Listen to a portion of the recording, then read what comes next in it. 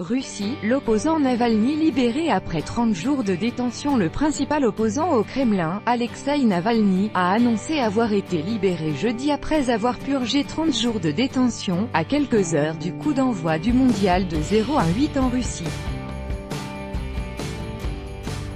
Je suis de nouveau avec vous après un séjour de 30 jours en détention.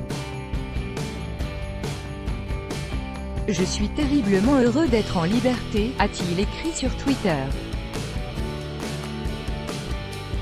Alexeï Navalny, qui a fêté son 42e anniversaire lors de ce nouveau passage en prison, avait été condamné le 15 juin pour avoir organisé une manifestation 2 jours avant l'investiture de Vladimir Poutine à un 4e mandat présidentiel, et pour avoir désobéi aux forces de l'ordre. Sous le mot d'ordre « Il n'est pas notre tsar », l'opposant avait appelé le 5 mai dernier ses partisans à sortir dans les rues.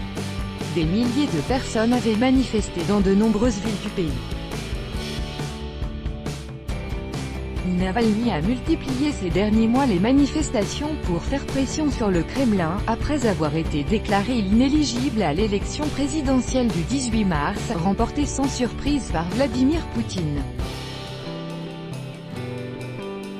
Ces rassemblements ont attiré notamment de nombreux jeunes, qui partagent abondamment sur les réseaux sociaux ces enquêtes sur la corruption des élites. En octobre 2017, il avait passé 20 jours en détention. Sur le réseau social Instagram, l'opposant a longuement décrit jeudi les conditions de sa détention. Toutes les cellules ont été rénovées, les grilles peintes.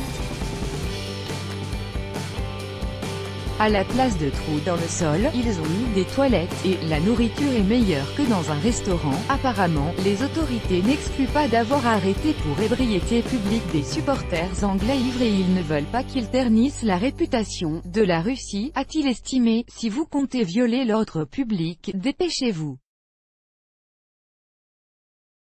Après la Coupe du Monde, le carrosse doré se transformera en citrouille, a-t-il ajouté. Un décret signé par le président Vladimir Poutine restreint drastiquement le droit des Russes à manifester pendant le mondial de 0-8, qui doit débuter à 15h GMT jeudi. Les événements publics non sportifs ne pourront ainsi se tenir, dans les régions des villes hôtes, uniquement à des lieux et à des horaires approuvés par les autorités. Droits de reproduction et de représentation réservés, copyright 2018, Agence France Presse.